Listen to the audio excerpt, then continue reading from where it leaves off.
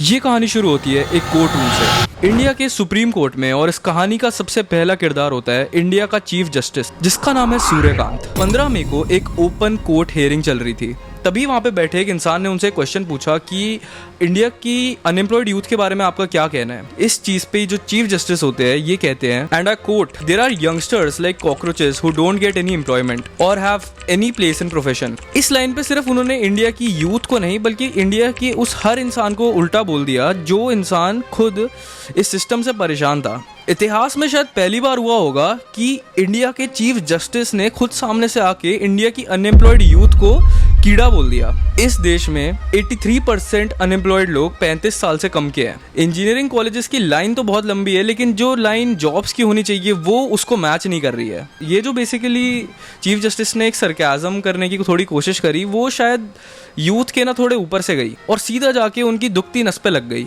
लेकिन असली कहानी यहाँ पे शुरू नहीं होती। असली कहानी शुरू होती है 16 मई को बॉस्टन के यूनाइटेड स्टेट्स में सुबह 8:30 बजे, जहाँ एक लड़का अपना लैपटॉप खोलता है और एक वेबसाइट बनाता है। इस लड़के का नाम है अभिजीत दिपके। ये बॉस्टन यूनिवर्सिटी का एक पब्लिक रिलेशन ग्रेजुएट है, तो ये एक काफी पढ़ा लिखा लड़का है। ये कोई अनएम्प्लॉयड इंसान तो नहीं था। एक इन्फॉर्मेशन जो मुझे लगता है आप लोगों को पता होनी चाहिए कि इसने अपने स्टार्टिंग ऑफ द करियर में आम आदमी पार्टी के साथ भी काम कर रखा है। उस टाइम इनका रोल था पॉलिटिकल कम्युनिकेशन स्ट्रेटेजिस्ट। मतलब ये बंदा मजाक नहीं कर रहा था, इसको पूरा आइडिया था कि ये क्या करने वाला है। उसने अपनी वेबसाइट का टैगलाइन रखा, voice of lazy and unemployed youth, और वेबसाइट का नाम था कॉकरोच जनता पार्टी। इसने एक अपना खुद का मैनिफेस्टो बना के डाला था जो कि लोगों को बहुत ज्यादा ही पसंद आ रहा है। और मजे की बात ये थी कि इसने अपने मैनिफेस्टो में कोई भी मांग नहीं करी, ना ही कोई फंडिंग, ना ही कोई हेडक्वार्टर, कुछ भी नहीं। इसने बस ये बोला कि इसे एक कंप्यूटर और एक वाईफाई दे दो और ये दुनिया बदल देगा। कुछ ही घंटों में इसके इंस्टाग्राम अकाउंट में 40,000 से ज्यादा फॉलोअर्स बढ़ गए। बड़े बड़े न्यूज चैनल्स भी इस चीज को कवर करने लग गए। एंड करंटली इस अकाउंट पे 17 मिलियन से ज्यादा फॉलोअर है, और मैं श्योर हूं जब तक ये वीडियो बाहर आएगी तब तक 20 मिलियन भी इन लोगों ने क्रॉस कर दिया होगा। इसका मतलब ये है कि करंटली ये पूरे इंडिया के सबसे फॉलोअर्ड पॉलिटिकल पार्टी बन चुके हैं। और चलो फॉलोअर्स को अगर हम साइड भी रखें तो 3,50,000 लोगों ने गूगल फॉर्म भी भरा है जिसमें वो ये कह रहे हैं कि उनको इस पार्टी का मेंबर बनना है। और ये चीज सिर्फ ऑनलाइन तक लिमिटेड नहीं रही। इस पार्टी को बहुत ही फन तरीके से IRL भी प्रमोट करने की कोशिश की गई, जिसमें कुछ वॉलंटियर्स कॉकरोच का कॉस्ट्यूम पहन के बाहर निकले प्रोटेस्ट करने के लिए। और ये बात तो इंटरनेट की है। मैं खुद अपने जिम की बात बताता हूँ कि वहां पे भी लोग सिर्फ इसी पार्टी के बारे में डिस्कस कर रहे थे। तो ग्राउंड रियलिटी अभी बहुत ज्यादा चेंज होती हुई दिख रही है। लेकिन अब ये चीज सिर्फ लोगों में सीमित नहीं रही। अब इस चीज पे एक MP ने कमेंट किया जिसका नाम है महुआ मोइत्रा, जो कि TMC की MP है। वो भी इस पॉलिटिकल पार्टी के लिए साइन अप कर लेती है।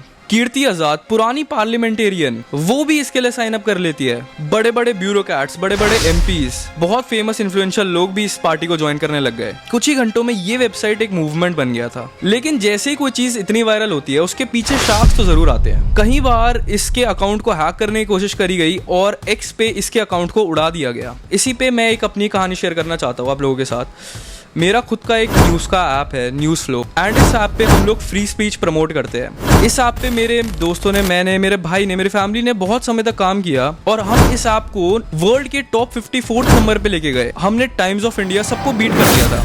लेकिन समहाउ इस ऐप को दबाने की कोशिश की गई, पता नहीं किसके द्वारा। मैं किसी का नाम नहीं लूंगा, किसी पॉलिटिकल पार्टी का नाम नहीं लूंगा, लेकिन इस ऐप को शैडो बैन कर दिया गया ऐप स्टोर से इंडिया में, क्योंकि बेसिकली इंडियंस ही ज़्यादा यूज़ कर रहे थे, तो इसकी रैंक काफ़ी ज़्यादा नीचे आ गई। मैं ये चाहता हूँ कि अगर हम लोग सच में चाहते हैं कि हमारी इंडिया में खुद का एक फ्री स्पीच हो, तो हम लोगों को अपना ही प्रोडक्ट यूज़ करना होगा।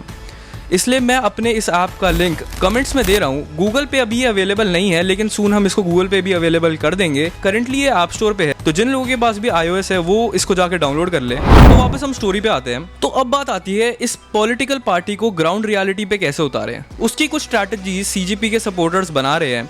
तो अभी बांकीपुर, जो कि बिहार में है, वहां पे कुछ ही समय में इलेक्शंस हैं। तो CJP के सपोर्टर्स की ये स्ट्रैटेजी है कि वो लोग यहाँ से लड़ेंगे। लेकिन अभी एक प्रॉब्लम ये है कि CJP को इलेक्शन कमीशन ने as a political party register नहीं किया है। इसका मतलब ये है कि ये लोग इलेक्शंस में अभी लड़ नहीं सकते। पॉइंट तो ये भी आता है कि क्या वो ये कॉकरोच सिंबल को, जिससे बहुत ज़्यादा ही फेमस हुए हैं, उसे अलाउ करेंगे या नहीं। मोस्टली ये सारी प्रॉब्लम्स आ सकती हैं, क्योंकि जो अभी रूलिंग पार्टी है वो हो सकता है कि इस मूवमेंट को सप्रेस करने के लिए ऐसी कोई चाल चल सकते हैं but you never know. Abhijit ने साफ साफ बोल दिया कि वो कोई भी गोदी मीडिया के इंटरव्यूअर को इंटरव्यू नहीं देंगे, और उन्होंने सीधा जाके अल जजीरा, जो कि मिडल ईस्ट का like one of the most popular news channel है, उस पे जाके इंटरव्यू दिया। और उन्होंने वहां पे जाके ये बोला कि cockroaches breed in रॉटन place, that's what India is today. एक बात इसमें समझने की है कि जैसे अभिजीत ने कॉकरोच वर्ड को एज एन इंसल्ट नहीं देखा, बल्कि उसने इसे एज अ मोटिवेशनल फैक्टर देखा इस सोसाइटी के हायर अप से लड़ने के लिए, वैसे ही हम लोगों को भी अब अपने हायर अप से इंसल्ट सुनने की जरूरत नहीं है और हमें अपनी आवाज उठानी चाहिए। ये कहानी अभी खत्म नहीं हुई है, ये कहानी अब शुरू हुई है।